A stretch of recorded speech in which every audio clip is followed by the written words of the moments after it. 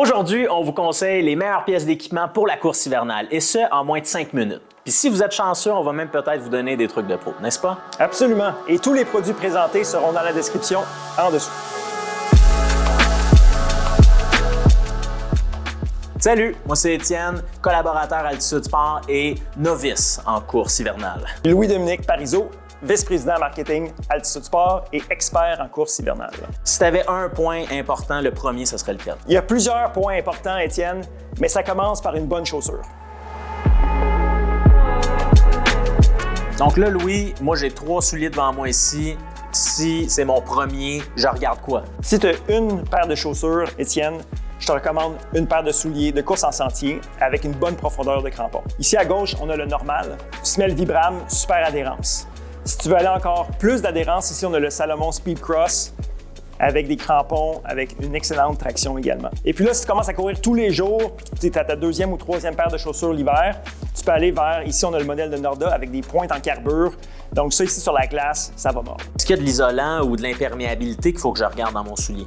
Mais tu as raison, Étienne. C'est pour ça que je recommande une paire de souliers trail qui est plus chaud qu'en général une paire de chaussures de route. Je recommande même une chaussure comme celui-ci avec une membrane imperméable qui va garder ton pied et au sec et au chaud. Moi, je cours dans un terrain un petit peu plus accidenté. Est-ce qu'il y a quelque chose que je dois regarder? L'hiver, avec les terrains accidentés, ce que tu veux chercher, c'est une chaussure qui est très stable. Par exemple, la Norda Plus large, hein? est plus large ici que la Speed Cross. Donc, un petit peu plus de stabilité quand il va y avoir de la neige au sol, de la glace. Moi, Louis-Dominique, si j'ai un choix à prendre, ça va être celui-là, dans le 9,5, premièrement, et la version sans crampons en carbure. Très bon choix. Marque montréalaise en plus. C'est. Toi, tu y vas où? Moi, je vais y aller côté normal ici. Souliers, course en sentier, membrane imperméable, super semelle Vibram. Un bon choix polyvalent. Louis-Dominique, on le sait, nos hivers, c'est du 0, du moins 5, du moins 10, du moins 20, du moins 40. Il y a de toutes les températures, j'imagine qu'on ne s'habille pas tout le temps pareil. En effet, on va commencer avec une couche synthétique, un chandail manche longue synthétique, puis on va y ajouter aussi un coupe-vent dans les températures qui se rapprochent du zéro. À partir de moins 10, moi, ce que je recommande, c'est en dessous de ton coupe-vent, échanger la couche de synthétique pour une couche en mérino. Moins 20, maintenant, on fait quoi? Moins 20, c'est pour les sérieux. Moi, ce que je recommande, c'est d'échanger le coupe-vent par une couche isolée, fait qu'un manteau isolé par-dessus. OK. T'as réponse à tout maintenant. Moins 40, on fait quoi? Moins 40, tu prends une journée de repos. Pyjama, un bon thé, devant la télé. Bon, j'adore ça. Moi, je suis plus chocolat chaud, mais j'adore ton idée. Ici, Louis-Dominique, on a 2 versions. On a le On en synthétique, le Icebreaker en laine de mérino. Peux-tu nous expliquer un petit peu les différences entre les deux? Bien, synthétique, très léger, va être parfait pour des températures de 0 à 10 degrés. Quand les températures deviennent un peu plus froides, ici, on a un modèle d'Icebreaker qui est assez épais, puis qui est aussi un modèle conçu pour les activités à haute intensité. Bon, là, on est rendu dans la catégorie manteau, donc version coupe-vent et isolé. Absolument. Ici, on a un classique, le Patagonia Houdini. Extrêmement léger, parfait pour couper le vent. Température 0 à moins 10, ça va super bien. Et ensuite, on a le jacket, un jacket de craft ici avec l'isolation seulement en avant, fait exprès pour les activités à haute intensité. Ici, avec ces 4 pièces de vêtements-là, peu importe la température à l'extérieur, il y a moyen d'y trouver son compte. C'est exact. Puis là, après ça, tu l'essayes, tu vois qu'est-ce qui marche pour toi, puis tu vas jouer dehors. Louis-Dominique, on parle souvent du multicouche quand il vient le temps de parler du haut.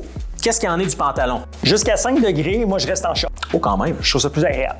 Mais dès qu'il fait un petit peu plus froid, je change au pantalon. Donc ici, on a un pantalon craft qui est une couche de base assez simple.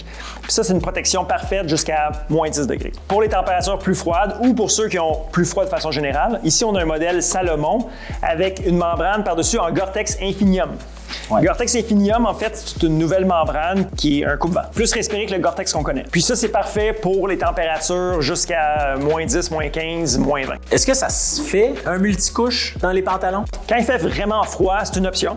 Tu peux mettre un pantalon de type plus imperméable, très léger, par-dessus une couche de base comme ceci. Louis-Dominique, est-ce que tu vas plus être coupe ajustée ou coupe droite? Moi, je suis assez ambidex de la coupe, je veux dire, okay. Dépendant de l'occasion. J'ai toujours couru en legging, mais j'aime de plus en plus les pantalons coupe droite pour leur polyvalence. Moi aussi, j'irais vraiment avec la coupe droite. Les bandes réfléchissantes un petit peu partout. Le fait que pour un pantalon, je suis capable de courir presque tout l'hiver, moi, ça serait mon choix. Très bon choix.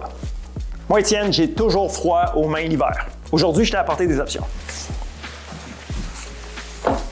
Un vrai essentiel de la course, super pratique dans les températures autour de 0 degré, mais peut aussi servir de liner en dessous d'une mitaine quand il fait plus froid. Puis là, tu as une petite mitaine. Une petite mitaine de marque Outdoor Research. Ça, c'est super bien, -5, -10. Est-ce que c'est bon pour toutes les températures ou s'il fait plus froid, on a une autre option qui est offerte? Non, s'il fait plus froid, tu as besoin de quelque chose de plus chaud. Je t'ai amené 2 autres options. En gants et en mitaine. 2 produits de Black Diamond. On a les Stance en mitaine et des gants ici, soft shell midweight. Niveau haut du corps, as-tu des accessoires pour moi? Absolument. Je t'ai amené 2 classiques, le boff, le cache-cou, et le bonnet en mérino Smartwool. Un truc vraiment pratique que je fais, c'est que je prends mes boffs comme ça, j'ai découpe en 2. Donc, j'ai un morceau pour le cou, un morceau pour la tête.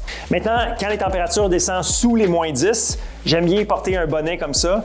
Les pieds. On a-tu quelque chose pour ça? Ben oui, je t'ai apporté 2 options. Ici, on a 2 options en mérino. On a des bas faits spécialement pour la course de Smartwool. Et puis, pour les conditions vraiment plus froides, on retrouve ici un bas beaucoup plus épais, Icebreaker. Ça, on parle de -20 à peu près. Ça serait quoi ton go-to pour la majorité de ton hiver? Si j'ai un kit, j'y vais pour les mitaines les plus chaudes. Je vais avec le boff, beaucoup plus versatile pour le cou, pour la tête. Et j'y vais avec les bas Smartwool. OK, moi avec ce que tu m'as dit, je pense que j'y vais avec la plus petite mitaine de Outdoor Research, j'y vais avec la tuque et je te suis au niveau des bas. Grâce à tes conseils, là, je suis prêt pour m'équiper au niveau des souliers, de mon multicouche, des pantalons et des accessoires. Merci beaucoup, Louis-Dominique.